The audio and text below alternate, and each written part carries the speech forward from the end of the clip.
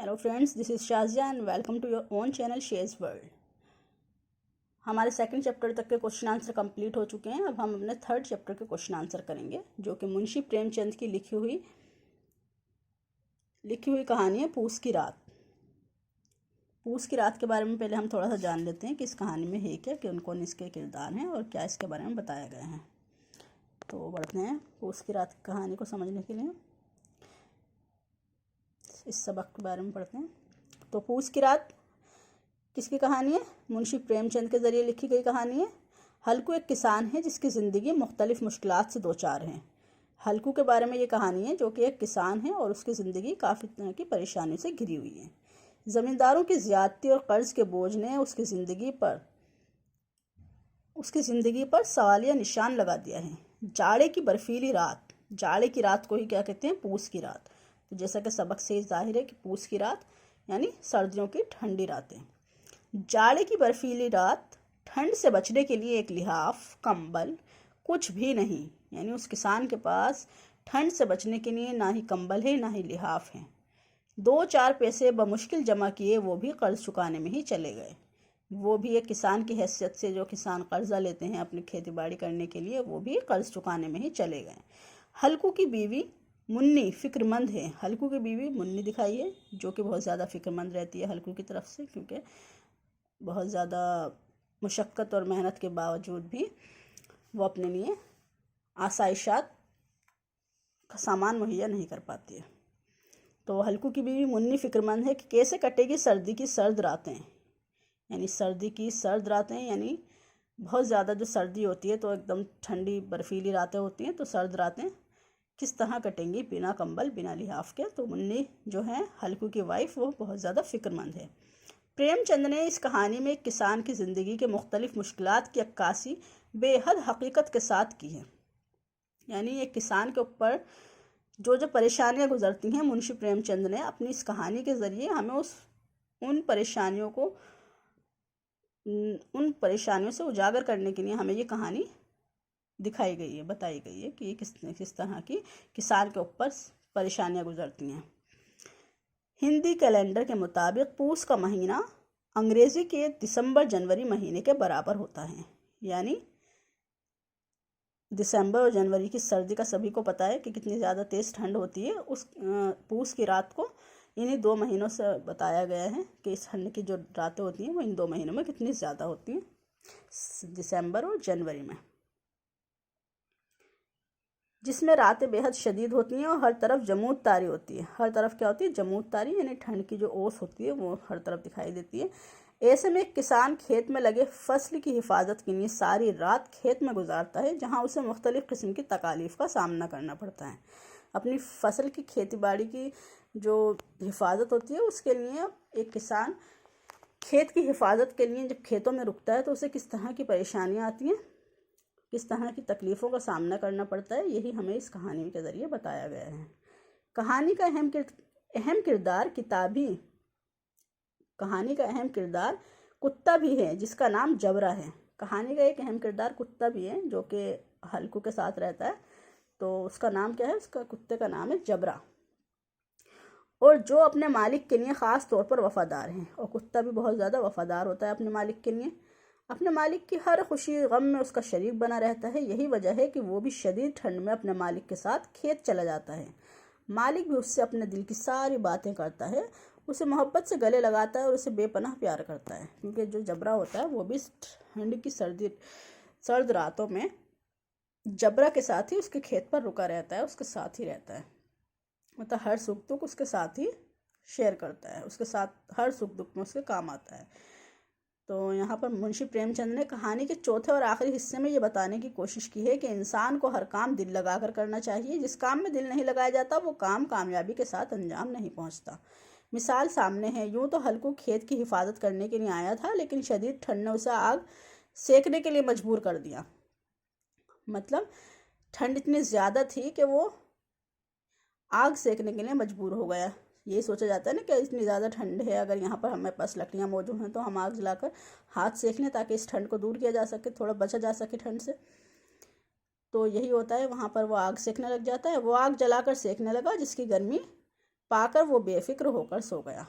और जब हमें सुकून मिलता है सर्द की ठंडी रातों में, जब हमें सुकून मिल जाता है, थोड़ी सी गर्माई आ जाती है लिहाफ बिस्तरों में भी, तो हम क्या कहते हैं, सो जाते हैं। तो यही हाल उसका खेत में हुआ। जब उसे हल्कू ने जब खेत में लकड़ियाँ जलाई और उससे गर्माई मिली आग से, तो वो बेफिक्र होकर सो गया। रात को नील गाय के गौल ने उसके खेत को बर्बाद कर दिया।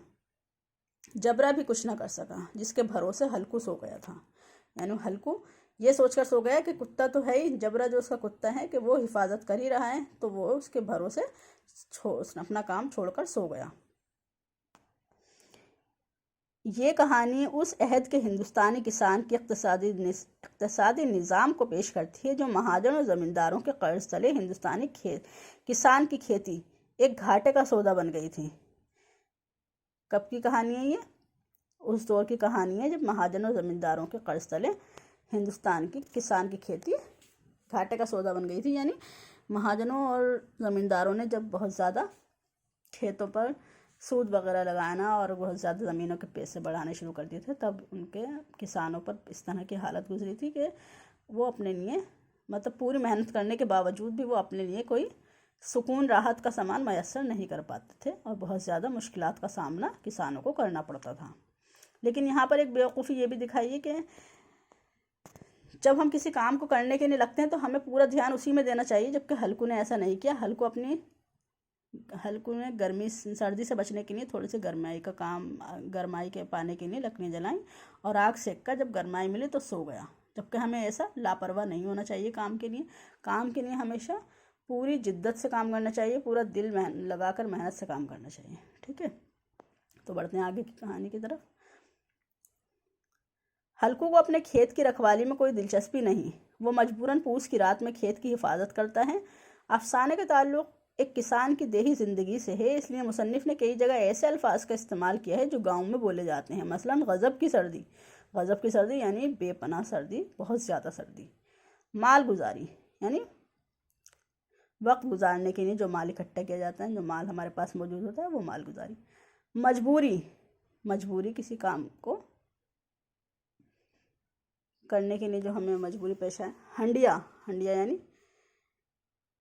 जिसमें खाना बनाया जाता है, खाना बनाने की हमारी कोई डिश, वो हंडिया वगैरह। तो इस तरह के कुछ देहाती अल्फाजों का यूज़ किया गया है इस कहानी में। इस रेफरेंस गाइड में कुछ छोटे और बड़े सभी तरह के क्वेश्चन आंसर दिए गए हैं, लेकिन हम बड़े क्वेश्चन आंसर करेंगे ताकि आपको कहानी भी क्लियर होती रहे और क्वेश्चन आंसर भी समझ में आते रहें। तो हमारा पहला क्वेश्चन है, इस कहानी का नाम पूस की रात क्यों रखा गया? जैसा कि मैंने अभी बताया, पूस की रात किसको कहते हैं? पूस की रात कहते हैं सर्दियों की ठंडी रातों को। तो सर्दियों की ठंडी रातें कब होती हैं? मोस्टली दिसंबर और जनवरी में ही ज़्यादा सर्दी पड़ती है, तो उसी को पूस की रात कहा जाता है। तो इसका आंसर है, इस कहानी का नाम पूस की रात इसलिए रखा गया क्योंकि इस कहानी में शदीद ठंड की रात का बयान है और शदीद ठंड की रात पूस के महीने में होती है। पूस की रात सबक में गरीब माशरे पर रोशनी डाली गई है। जैसा कि किसान के ऊपर दिखाया गया है कि किसान के पास इतने पैसे भी नहीं है कि वो अपने लिए सर्दी से बचने के लिए लिहाफ या कंबल ख़रीद सके।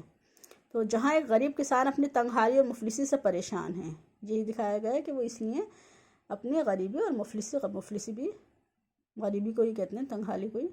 तो अपनी गरीब किसान एक अपनी तंगहाली और मुफलिसी से परेशान है, यानी अपनी गरीबी से परेशान है।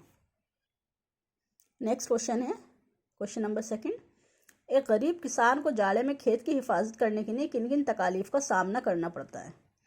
किन किन तकलीफ़ का सामना करना पड़ता है एक गरीब किसान को? तो उसका जवाब है, एक गरीब किसान को रात में खेत की हिफाजत करने के लिए मुख्तलिफ़ किस्म की तकालीफ का सामना करना पड़ा। मसलन कभी जबरा को गोद में उठाता, तो कभी आला वलगा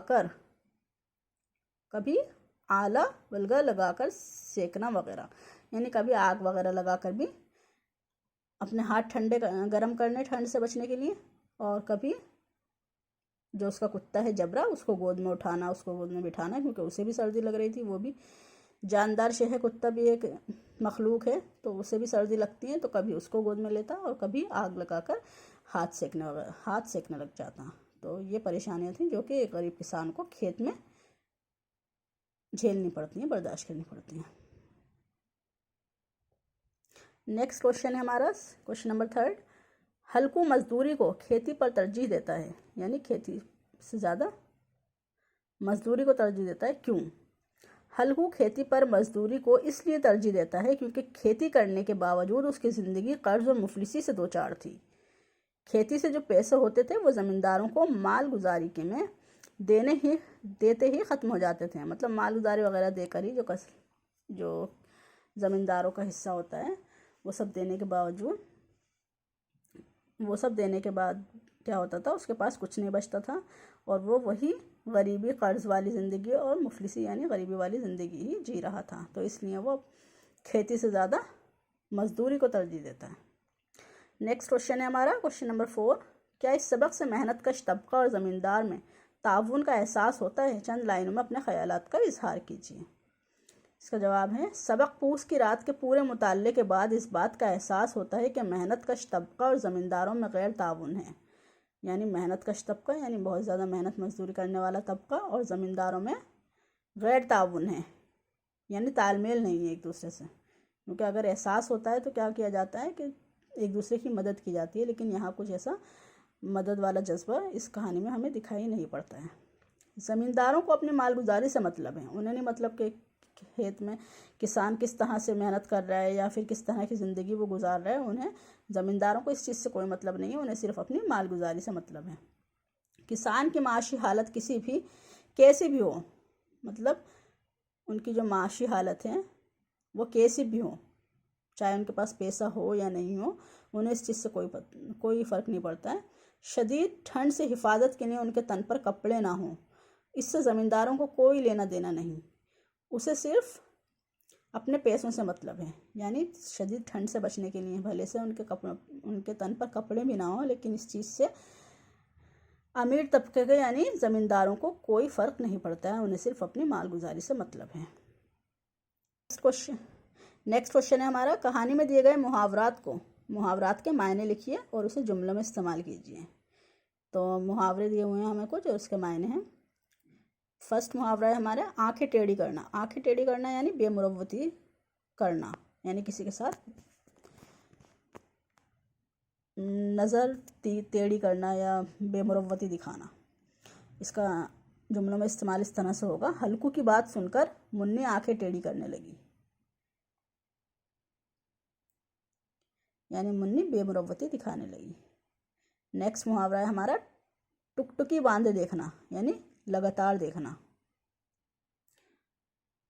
फसल के जल जाने की खबर सुनकर शहना खेत को टुकटुकी बांधे देखता रहा, यानी खेत को लगातार देखता रहा। थर्ड है हमारा मुंजमिद होना, यानी जम जाना। शदीद ठंड ने हर तरफ मुंजमिद तारी कर रखा था, यानी जमने वाला, यानी हर तरफ ठंड से जमने वाली कैफियत तारी कर रखी थी। फोर्थ है बेपाया, यानी बहुत ज़्यादा। बेपाया सर्दी ने हल्कू को आग जलाने पर मजबूर कर दिया, यानी बहुत ज़्यादा सर्दी ने हल्कू को आग जलाने पर मजबूर कर दिया। फिफ्थ है पहाड़ मालूम होना, यानी बहुत मुश्किल मालूम होना। अकेले जंगली जानवरों का मुकाबला करना पहाड़ मालूम होता है, यानी अकेले जंगली जानवरों का मुकाबला करना पहाड़ मालूम होता है, यानी बहुत ज़्यादा मुश्किल मालूम होता है। फिफ्थ है बदन में जान ना होना, यानी बेदम होना। बेदम होना यानी बेजान होना। बदन में जान नहीं और चला है शेर से लोहा लेने, यानी इंसान के अंदर जान तो है नहीं और शेर से लोहा लेने चला है। तो इसे कहते हैं, ये थे सारे क्या क्वेश्चन आंसर के साथ साथ मुहावरे जिनका इस्तेमाल किया गया है लफ्ज़ों में। तो ये हमारे सारे क्वेश्चन आंसर थे अब तक के चैप्टर नंबर 3 के, जो कि मुंशी प्रेमचंद की कहानी पूस की रात से लिए गए हैं। ठीक है, तो पूस की रात हमारा चैप्टर है, थर्ड चैप्टर। इसके क्वेश्चन आंसर भी अब कंप्लीट हो गए हैं, तो हम आगे करेंगे अपने 4th चैप्टर के क्वेश्चन आंसर। मिलते हैं तब अपनी नेक्स्ट वीडियो में, तब तक के लिए अल्लाह हाफिज़।